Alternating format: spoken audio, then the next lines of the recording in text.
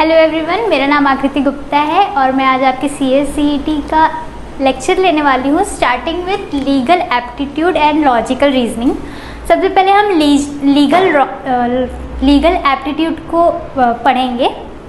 वो first part है हमारा, starting with lesson 1 Indian constitution. अब इंडियन कॉन्स्टिट्यूशन एक ऐसा सब्जेक्ट है जो हम 6th स्टैंडर्ड से लेकर 10th स्टैंडर्ड तक पढ़ते आ रहे हैं। ये हमारे बेसिक नॉलेज में से एक है, तो इसे पढ़ने में हमें ज़्यादा प्रॉब्लम नहीं होगी। ये कुछ ऐसा है जो हमें बहुत पहले से पता है। उसमें सबसे पहले अगर आप लोगों का ध्यान पड़ा होगा तो 6 to 10 स्टैंडर्ड तक प्रीएम्बल हमारे हर एक टेक्स्ट बुक के फ्रंट पेज पे है। अगर आपने नोटिस नहीं किया तो आप अभी भी अपने बुक्स को खोल के देख सकते हैं कि उसमें फ्रंट के पेजेस में प्रीएम्बल होता ही है, हिंदी हो, मराठी हो या फिर इंग्लिश में।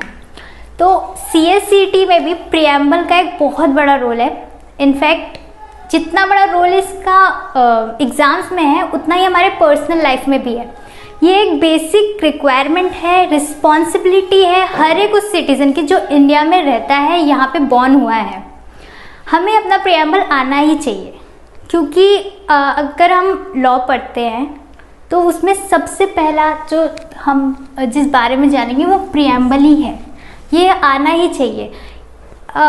Let's start. We the people of India. इसका मतलब हर एक लाइन को हम समझते हैं पहले। वी मतलब कौन? द पीपल ऑफ इंडिया, जो भी इंडिया के जितने भी सिटीजन्स हैं जो यहाँ पे बॉर्न हुए हैं। Having solemnly resolve to constitute India, हम लोगों ने सबने मिलकर ये डिसाइड किया है कि हम इंडिया को sovereign, socialist, secular, democratic Republic बनाएंगे। अब इसमें हर एक वर्ड को समझना बहुत ज़रूरी है। सोवरेन का मतलब होता है कि इंडिया जो है वो एक अलग स्टेट है, अलग एडमिनिस्ट्रेशन है, वो किसी और कंट्री, बाहर के कंट्री का पार्ट नहीं है। वो एक इंडिविजुअल पर्सनैलिटी है। हमारे ऊपर कोई भी दूसरा आके रूल नहीं कर सकता है।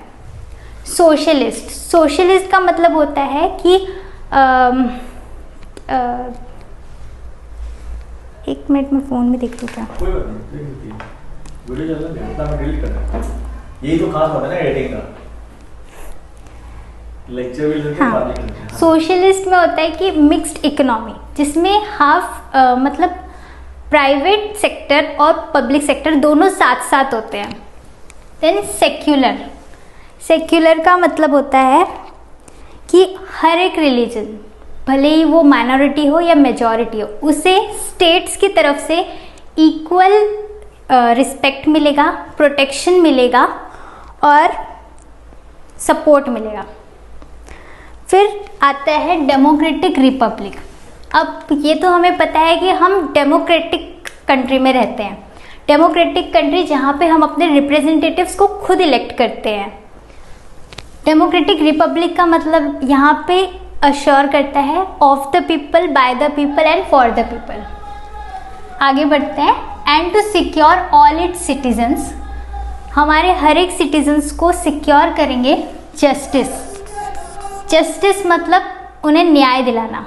वो कोई भी हो, अगर कोई गरीब है, उसके साथ कुछ गलत हुआ है तो वो आसानी से जाके कानून का दरवाज़ा जो है वो खटखटा सकता है और उससे जस्टिस मिलेगी।